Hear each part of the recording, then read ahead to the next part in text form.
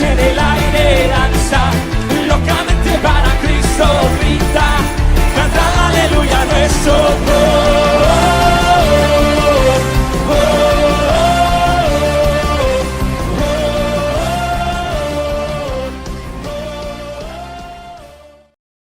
Padre, te damos gracias por este día. Venimos delante de ti en acción de gracias porque tú nos has guardado en el hueco de tu mano. Gracias por la sangre de Cristo que nos redime y nos da entrada a tu presencia. Hoy te exaltamos y nos gozamos en estar juntos como hermanos adorándote. En el nombre de Cristo Jesús. Amén. Hola amigos y familia, Dios te bendiga. A ti que nos ves por primera vez, segunda o tercera, quisiera hacerte esta pregunta. ¿Crees que irías al cielo a estar con Dios? Y si Dios te dejara entrar a su cielo, ¿tú qué le responderías? Déjame decirte algo muy importante. El cielo es gratis para todos. Pero hay un problema, hay una situación. Que el hombre no puede salvarse a sí mismo. El hombre por sus propios méritos no puede ir al cielo. Su palabra dice que el hombre es pecador. Dice la Biblia que por cuanto todos pecaron están destituidos de la gloria de Dios. Y esto nos separa de Dios. Hay un abismo entre Dios y nosotros por causa del pecado. Porque dice la palabra que la paga del pecado es la muerte. Sí, como lo escuchas bien, la paga del pecado es la muerte. Pero déjame decirte algo, que más adelante en Romanos 6:23 dice, la paga del pecado es muerte, mas el regalo de Dios es vida eterna en Cristo Jesús, Señor nuestro. Y también dice en Juan 3:16, que de tal manera amó Dios al mundo que ha dado a su Hijo unigénito, para que todo aquel que en Él cree no se pierda, mas tenga vida eterna. ¿Qué quiere decir? Que ante este problema que tenemos del pecado que nos separa de Dios, Jesús vino a morir por nosotros.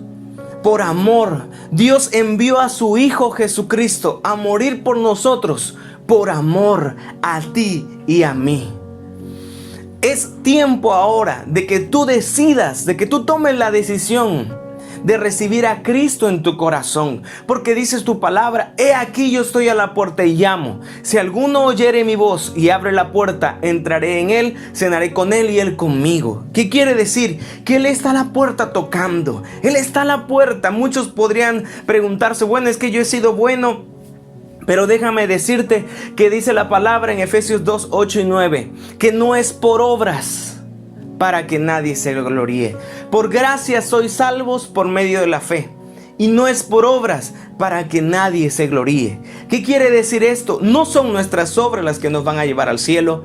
No es mi mérito el que nos va a llevar al cielo. Déjame decirte, es Jesucristo el que te va a dar la vida eterna, el que te va a dar el pase a que tú vayas al cielo. Y es por medio de que tú tomes una decisión el día de hoy. Recibir a Cristo en tu corazón. Porque no sabemos si vamos a seguir viviendo mañana. No sabemos si al rato vamos a seguir viviendo. No lo sabemos.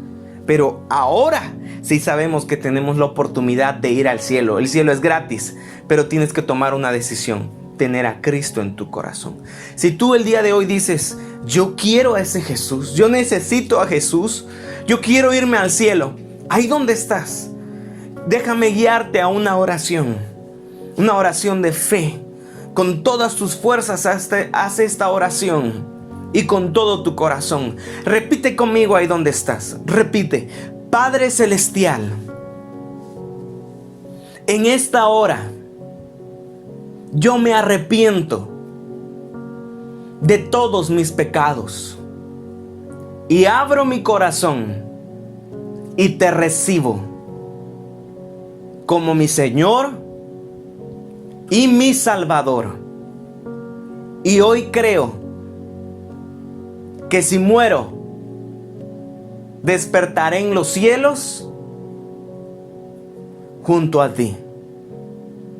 Padre, escribe mi nombre en el libro de la vida. Te doy las gracias por este gran regalo. En el nombre de Jesús.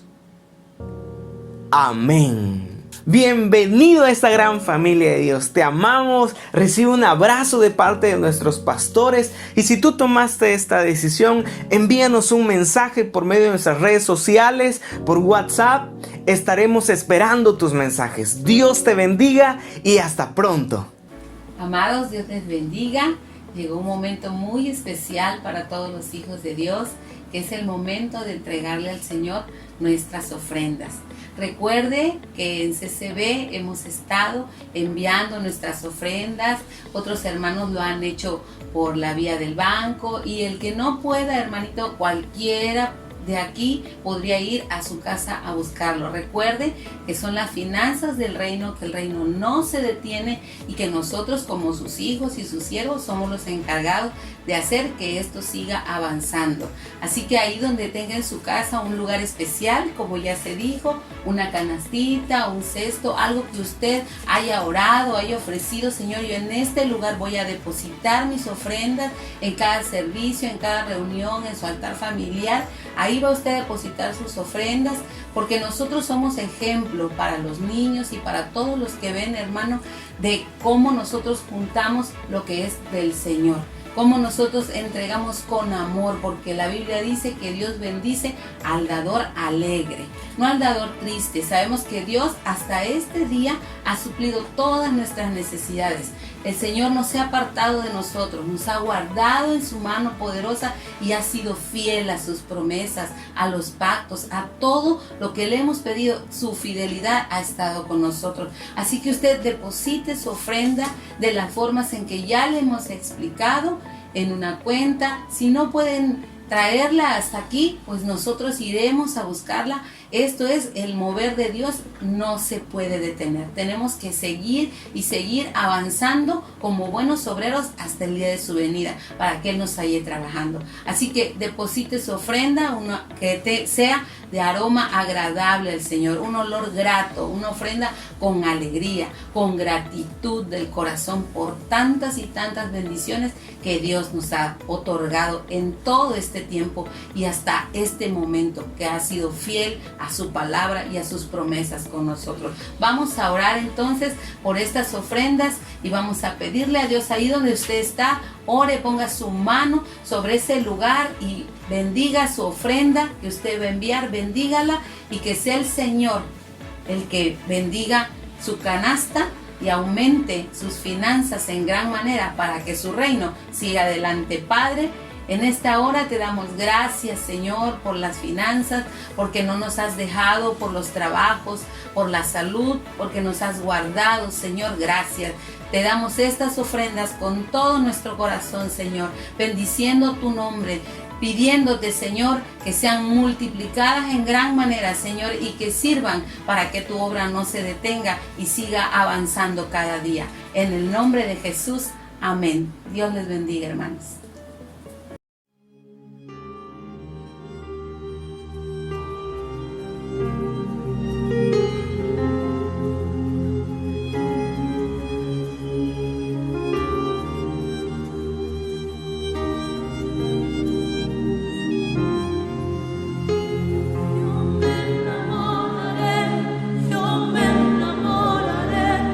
Yo me enamoraré, oh mi alma.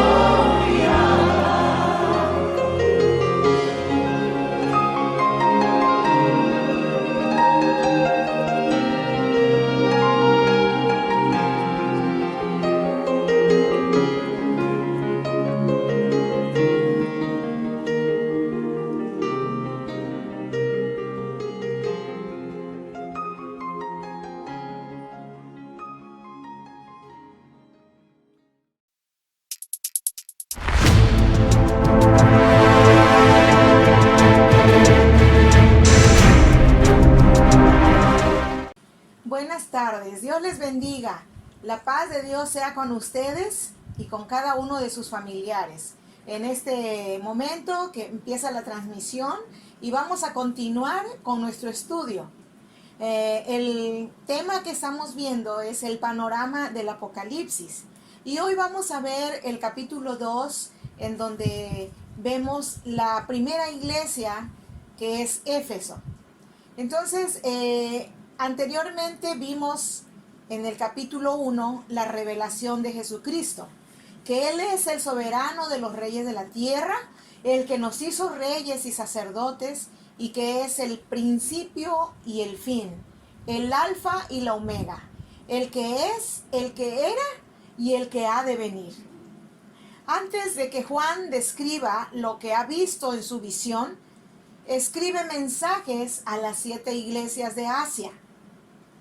Juan estaba relacionado con ellas y de alguna manera sabía lo que pasaba en algunas iglesias. Y dice la palabra, y el que tiene las 7 estrellas en su mano dice: escribe en un libro lo que ves y envíalo a las 7 iglesias que están en Asia, a Éfeso, Esmirna, Pérgamo, Tiatira, Sardis, Filadelfia y Laodicea. Y dice, y me volví para ver la voz que hablaba conmigo. Y vuelto vi 7 candeleros de oro, y en medio a uno semejante al Hijo del Hombre, vestido de una ropa que llegaba hasta los pies y ceñido por el pecho con un cinto de oro. En el versículo 19 nos dice, escribe las cosas que has visto, y las que son, y las que han de ser después de estas. El misterio de las 7 estrellas que has visto en mi diestra, y de los 7 candeleros de oro. Las 7 estrellas son los ángeles de las 7 iglesias, y los 7 candeleros que has visto son las 7 iglesias. Vemos cómo a Juan le fue revelada, y ahora a nosotros, el misterio de las 7 estrellas y el de los 7 candeleros de oro. La palabra nos dice ahí mismo que las 7 estrellas son los siervos o los que ministraban en cada una de las iglesias mencionadas.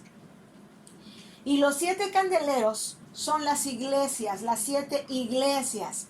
Y Jesucristo es el que anda en medio. En otra versión dice que camina en medio de ellas. Podemos ver cómo el Señor está presente en cada iglesia y las conoce. Él es la luz que alumbra a cada uno. Por eso Jesús dijo en Juan 8:12, yo soy la luz del mundo, y el que me sigue no andará en tinieblas, sino que tendrá la luz de la vida. Cuando estamos en el camino del Señor, no hay tinieblas en nosotros, porque Él es nuestra luz. Y cuando decidimos salir de su camino, nos alejamos de Él y su luz se va de nosotros. Jesús está pendiente de sus iglesias y Él está al tanto de lo que su iglesia hace. Por eso tenemos que tener mucho cuidado de lo que estamos haciendo como iglesia, porque Dios está presente y Dios está en medio de nosotros y Él está viendo todas las cosas que nosotros hacemos. Hoy vamos a ver la primera iglesia, que es Éfeso, y vamos a ver qué hacía esta iglesia. Bueno, en primer lugar les voy a explicar algo. Esta iglesia vivió en la era apostólica, en el periodo del año 31 al año 100 después de Cristo o de nuestra era. Se dice que el apóstol Juan fue el último y murió en ese año. O sea, eso es lo que dice, que murió en el año 100 después de Cristo.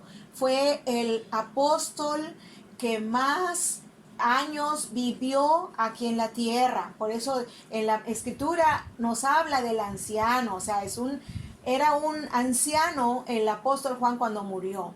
Bueno, Éfeso era la ciudad más importante de las 7. Aunque Pérgamo era oficialmente la capital de la provincia de Asia. En Éfeso estaban las sedes de los tribunales y el asiento del gobierno proconsular, según Hechos 19:38.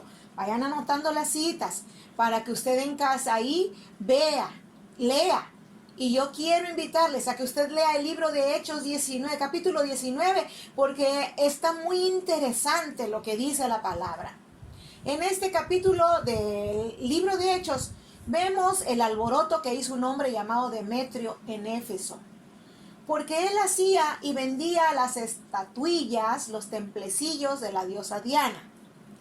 Y cuando Pablo y sus colaboradores predicaban el evangelio, la gente se convertía y dejaba de adorar a la diosa Diana y dejaban de comprar sus artesanías. Esto sucede cuando Cristo entra a tu corazón. Dejas toda idolatría, dejas toda obscuridad y entra la luz del Señor a tu vida. Un ejemplo, en Chiapas los hermanos chamulas, ellos adoraban a la muerte, eran brujos. Cuando entrabas a uno de sus templos veías toda la brujería y todas las cosas feas que habían. Y cuando viene el evangelio a sus vidas, ellos dejaron de comprar veladoras, dejaron de comprar todas esas cosas que hacían en la hechicería, en la brujería. Entonces, cuando ellos aceptaron a Jesús como su Salvador, empiezan a perseguirlos. ¿Por qué?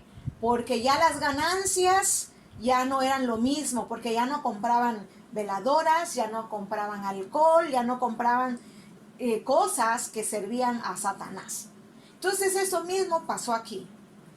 Entonces vemos cuando un nuevo cónsul asumía su cargo, tenía que ingresar a la provincia a través de Éfeso.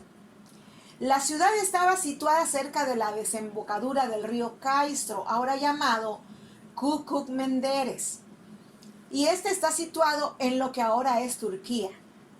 Éfeso era una ciudad que tenía el centro comercial más grande, pero también era un gran centro religioso donde destacaba la adoración a la diosa madre Artemisa o Diana, en donde había una mezcla de la religión y la magia. Vemos cuántas cosas habían en ese lugar. A esta diosa estaba dedicado un enorme templo que era conocido como una de las 7 maravillas del mundo antiguo. Este templo también llegaría a ser la sede del culto a la diosa Roma y al emperador romano. La iglesia de Éfeso aparentemente fue fundada por 2 destacados cristianos, Aquila y Priscila, que habían venido desde Corinto con Pablo a Éfeso. Esto lo vemos en Hechos 18:18, y nos dice que se fueron con Pablo y ellos se quedaron allí y Pablo siguió su viaje a Antioquía. Unos 2 o 3 años después, dice la palabra que Pablo volvió a Éfeso e invirtió 2 años predicando ahí. Y es cuando se estableció la iglesia de Éfeso. En Hechos 19:8 al 10 vemos. Entonces, su trabajo en Éfeso llegó a ser el centro de evangelismo para toda la provincia de Asia. Más tarde prosiguió Timoteo, y después de la muerte de Pablo, continuó el apóstol Juan atendiendo la iglesia de Éfeso. Al principio vivieron en unidad, con una conducta intachable, y vivían en armonía bajo el cuidado de Onésimo, y eran muy cuidadosos de la doctrina de Cristo. Después, al pasar los años, la iglesia deja su primer amor. El propósito de esta introducción, amados, es trazar un cuadro de Cristo, cómo Él está presente en medio de las iglesias. Un Cristo que está íntimamente interesado en sus seguidores y que cuida de ellos o de nosotros. La palabra tiene o sostiene, que vemos ahí en el capítulo del Apocalipsis 2 que estamos viendo, dice que la palabra tiene o sostiene es una palabra fuerte que indica una forma firme de aferrarse, y lo que señala que Cristo sostiene a sus iglesias firmemente en su mano. Y la palabra dice en su mano derecha. Y dice, nadie se las puede arrebatar. Cuando nosotros estamos en las manos de Dios, o en la mano de Dios, nadie nos puede quitar de ahí donde estamos. El Cristo exaltado conoce lo que sucede entre su pueblo, y es por eso que escribe a cada ángel de las iglesias de Asia. El versículo 1 dice, escribe al ángel de la iglesia de Éfeso. Ya sabemos que el ángel era el ministro en el que estaba atendiendo la iglesia de Éfeso en esos momentos. Y dice la palabra, yo sostengo las 7 estrellas en mi mano derecha. Y camino entre los 7 candelabros de oro. Pon atención a lo que te voy a decir. Jesús empieza a describir las cosas positivas que esta iglesia hacía. Y en el versículo 2 vemos y dice, yo conozco tus obras, tu duro trabajo y tu perseverancia. Sé que no puedes soportar a los malvados y que has puesto a prueba a los que dicen ser apóstoles, pero no lo son, y has descubierto que son falsos. Cuando dice conozco tus obras, es un término amplio que indica no solo las buenas acciones, sino también todo lo que se refiere a la conducta y a la paciencia o a la perseverancia. Las buenas obras de los efesios también consistían en su firme oposición a los falsos maestros que habían surgido en Éfeso. Y en su enseñanza ellos eran firmes, tenían una firmeza en la doctrina que habían creído y se negaban a ser llevados por la enseñanza de estos falsos maestros. Entonces sus buenas obras son descritas, además, en la fuerte declaración de que no puede soportar a los malos. Y aquí no hace referencia a sus vecinos, sino a los falsos maestros de la iglesia.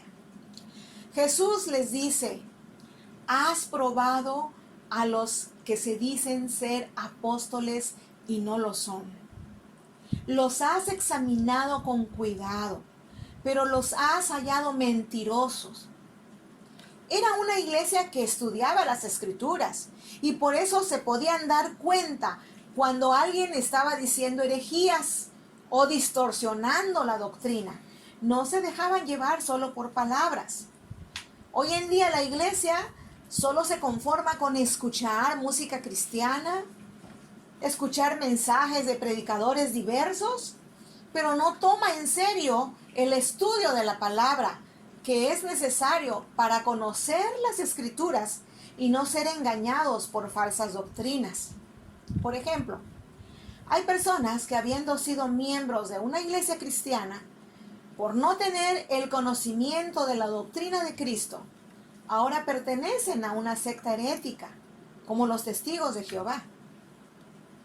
En Éfeso no solo habían falsos maestros, sino también hombres que pretendían ser apóstoles. Habían 2 tipos de apóstoles: los genuinos o los que ordenó el Señor Jesús, que mantuvieron un papel distintivo, y otros que lo hacían con propósitos egoístas. Entonces la iglesia de Éfeso se destacaba por su capacidad para distinguir entre los verdaderos y los falsos profetas y su negativa a tolerar a los falsos. Era una iglesia con discernimiento de espíritus y ellos ponían en práctica la palabra. En 1 de Juan 4:1 el apóstol amado le decía: amados, no crean a todo espíritu, sino prueben los espíritus para ver si son de Dios, porque muchos falsos profetas han salido al mundo. En este tiempo, amados, la palabra nos dice claramente que saldrían muchos falsos profetas, muchos falsos maestros, muchos falsos apóstoles. Y estamos viviendo en este tiempo que muchos vienen a engañar a los hijos de Dios porque no tienen el conocimiento de la palabra. Sigue diciendo el apóstol: En esto ustedes conocen el Espíritu de Dios. Todo espíritu que confiesa que Jesucristo ha venido en carne es de Dios. Y todo espíritu que no confiesa a Jesús no es de Dios. Y este es el espíritu del anticristo, del cual ustedes han oído que viene y que ahora ya está en el mundo. Se nota en esta carta del apóstol Juan que él les había enseñado muy bien a la iglesia a probar los espíritus de estos falsos maestros y profetas. Y por eso conocían el espíritu de verdad y el espíritu de error. Ellos no eran llevados tan fácilmente porque ellos escudriñaban la escritura. Y su lucha con los falsos maestros no había dejado heridas en la sana doctrina de los cristianos de Éfeso, pero tenían ciertos efectos en su conducta cristiana. Los había llevado a abandonar su primer amor. Dice el versículo 4. Jesús le dice, sin embargo, tengo en tu contra que has abandonado tu primer amor. Había aquí una falla que minaba el mismo fundamento de la vida cristiana. El Señor Jesús había enseñado que el amor mutuo había de ser la señal distintiva de la fraternidad cristiana. En Juan 13:35 nos dice también, en esto conocerán que sois mis discípulos, si tuviereis amor los unos con los otros. Cuando los efesios se convirtieron, habían conocido un amor genuino en sus primeros años de creyentes. Eso nos pasa a todos. Cuando nosotros aceptamos a Jesús y empezamos a leer la palabra, y ese amor está vivo, es una pasión que nos da. Entonces ellos tenían esa pasión. Pero ¿qué les quitó esa pasión, ese amor, ese primer amor? Dice, la lucha con los falsos maestros y su odio por la enseñanza herética aparentemente habían engendrado sentimientos duros y actitudes rudas los unos hacia los otros. Eso sucede cuando hay una iglesia que empieza a escuchar a otros y empiezan hacer otras cosas que no están dentro, ¿verdad?, del propósito de Dios. Entonces ahí empiezan las luchas, y eso tuvo la iglesia de Éfeso, y llegaron a abandonar el amor entre ellos. Hay cristianos que tienen celo por su doctrina, que llegan a sentir rechazo por las enseñanzas heréticas y las personas que las representan, como en el día de hoy. Hay muchos creyentes que sienten rechazo hacia los testigos de Jehová, y esto mismo pasó al interior de la iglesia de Éfeso, porque algunos miembros de la iglesia llegaban a aceptar doctrinas erróneas. Y se daba el rechazo entre ellos, teniendo como consecuencia la pérdida del amor entre ellos. Por esta razón, el Señor Jesús les dice, en el versículo 5, dice, recuerda de dónde has caído, arrepiéntete y vuelve a practicar las obras que hacías al principio. Si no te arrepientes, iré y quitaré de su lugar tu candelero. La pérdida del amor no era un asunto trivial. Es tratado como si implicara una caída de la vida cristiana. Los efesios reciben la advertencia. Les dice, recuerda el amor de tu primera experiencia cristiana. Arrepiéntete porque has caído en pecado. Haz las primeras obras, o sea, las obras del amor. Pablo escribió a los Corintios y decía, todas las buenas obras hechas en nombre de Cristo son vacías si no están motivadas por el amor. Jesús les dice que se arrepientan, si no les quitará su candelero. A veces se nos hace difícil perdonar a los que te han herido, a los que te han traicionado, a los que en un día fueron tus mejores amigos y te han dejado por algún motivo y tú no los has perdonado. Tienes que pedir a Dios que restaure ese amor que un día perdiste, ya sea con amigos, familiares o con hermanos de la iglesia, para que el Señor no retire tu candelero, para que el Señor no retire su luz. Algunos piensan que aquí se refiere al juicio venidero, pero es más probable que estas palabras se refieran a algún tipo de visitación que traería un juicio sobre la iglesia. De modo que la destrucción caería sobre ella y dejaría de existir como iglesia. Es tremendo esto. Hoy hay muchos templos cerrados que son como un monumento histórico que nos hablan que en el pasado existió una congregación que ahí se reunía y que ahora ya no están. Es decir, iglesias que dejaron de existir. Y podemos hoy entender una de las razones del por qué les sucedió esto. Dejaron de practicar su amor fraternal. Creo que es pertinente que como cristianos hoy tomemos muy en cuenta las palabras que dice en Hebreos 10:24. Dice, consideremos cómo estimularnos unos a otros al amor y a las buenas obras, no dejando de congregarnos como algunos tienen por costumbre, sino exhortándonos unos a otros, y mucho más al ver que el día se acerca. ¿Qué día? El día del Señor. Ese día se acerca y por eso tenemos que seguir con ese amor los unos a los otros. Veamos el siguiente versículo, el 6.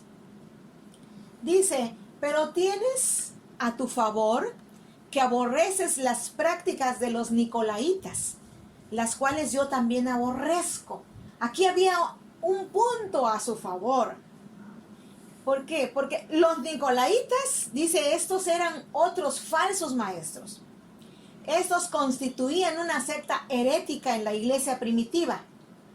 Algunos especulan que era una secta fundada por un hombre llamado Nicolás. Por eso es la doctrina de los nicolaitas. ¿Y en qué consistían estas doctrinas? Número 1.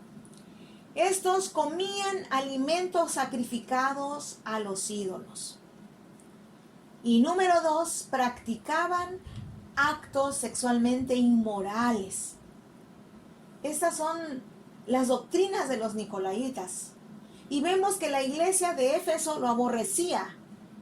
Gracias a Dios porque lo aborrecía. ¿Por qué? Porque estaba firme en la palabra. Esto era un punto, entonces, como dije anteriormente, un punto a favor de los efesios, porque Dios también aborrece el pecado y Él quiere una iglesia pura, que no se involucre con el pecado, porque esta gente amaba los sacrificios a los ídolos, la fornicación, el adulterio y todas las aberraciones sexuales que practicaban. Por eso ahora nosotros debemos escuchar la exhortación que nos hace el Espíritu Santo y no debemos dejar que el pecado entre a nuestra vida. El apóstol Pablo nos dice en Romanos 6:12, por tanto, no reine el pecado en su cuerpo mortal, para que ustedes no obedezcan a sus lujurias, ni presenten los miembros de su cuerpo al pecado como instrumentos de iniquidad, sino preséntense ustedes mismos a Dios como vivos de entre los muertos y sus miembros a Dios como instrumentos de justicia. La Escritura nos exhorta a una vida de santidad, pero debemos recordar que parte de la santidad es abandonar todo tipo de sentimientos negativos, como el rechazo, la falta de perdón, la indiferencia hacia nuestro prójimo, pues todo esto es pecado. Porque podemos ser muy cuidadosos de la doctrina como la iglesia de Éfeso, pero abandonar el amor fraternal. Porque hay personas que por su celo tienen mucho cuidado de la doctrina, pero no cuidan sus relaciones fraternales y dañan a sus hermanos en la fe. Entonces, para concluir, la carta a la iglesia de Éfeso termina con estas palabras. Dice el versículo 7: el que tiene oído, oiga lo que el Espíritu dice a las iglesias. Al vencedor le daré a comer del árbol de la vida que está en el paraíso de Dios. Aquí hay una promesa. Dice, al que venciere le daré a comer del árbol de la vida. En el caso de Éfeso, Jesús nos hace ver que vencer está relacionado con volver al primer amor, con volver a tener un verdadero amor fraternal, abandonar todo desamor, odio, rechazo, amargura, falta de perdón entre los hermanos.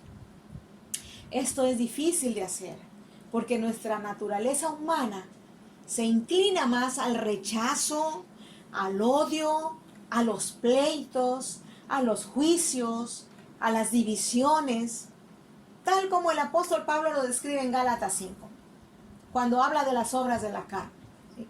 Es aquí donde tenemos que vencer con la ayuda del Espíritu Santo a esta naturaleza de pecado, y con la intervención poderosa y sobrenatural podamos amar verdaderamente a nuestros hermanos en la fe, aunque seamos diferentes en pensamiento, en cultura, en educación y en temperamento, porque somos diferentes, todos tenemos diferentes temperamentos. Entonces, dice la palabra que si vencemos, comeremos del árbol de la vida. Esta promesa se refiere a la vida eterna en el reino de Dios. Todos los creyentes encontramos nuestros nombres escritos en el libro del Cordero. Pero dice, al que salga vencedor, le daré derecho a comer del árbol de la vida que está en el paraíso de Dios.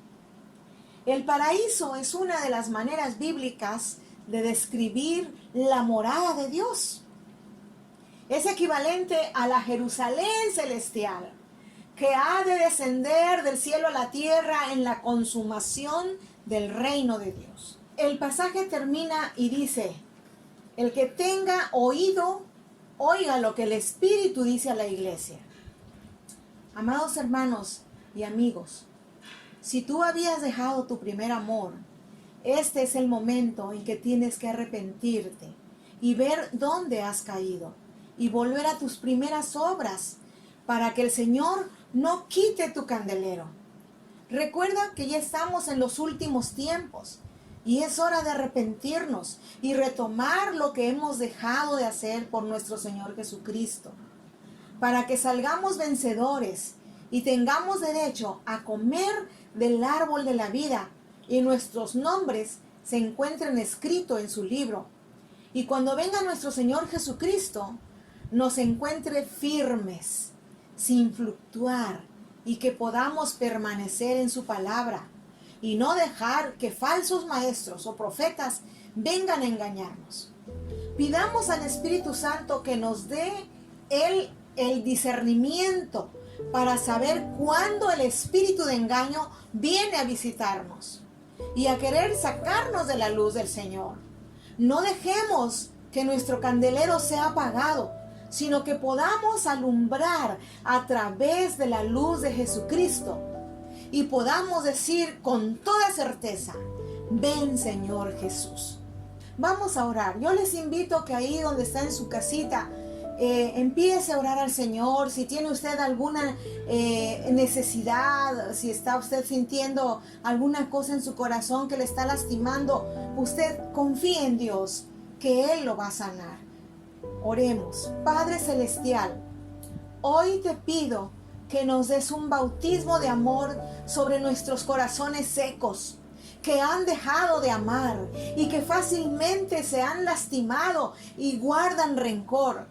Hoy te pedimos un avivamiento de amor fraternal y toda ofensa sea sanada y toda relación rota sea restaurada en el nombre de Jesús. Haznos conscientes de la urgencia de arreglar nuestras relaciones para no perder la bendición de la vida, quitando tú nuestro candelero, pues tu venida está cerca. Gracias, Señor. Gracias, Padre, porque creemos que tú estás haciendo la obra en nuestro corazón y tú estás haciendo que volvamos nuevamente a nuestro primer amor, que sigamos amando, porque tu palabra nos enseña que debemos de amarnos los unos a los otros. Gracias, Señor, en el nombre poderoso de Jesús. Amén. Amados, les invitamos para que usted estudie la palabra del Señor, para que no sea engañado y no escuche usted falsas profecías. Ahora estamos estudiando el libro del Apocalipsis y yo quiero invitarles a que usted ahí tome notas y vaya usted buscando los textos en su Biblia para que reafirme lo que la palabra de Dios está diciendo y que pueda ser de bendición para nuestras vidas. Dios les bendiga, amados, y seguimos en contacto. Muchas gracias por permitirnos volver a haber estado con usted, llegar a su hogar y poder bendecirle. Hemos trabajado, hemos hecho todas estas cosas con el único sincero deseo de bendecirle.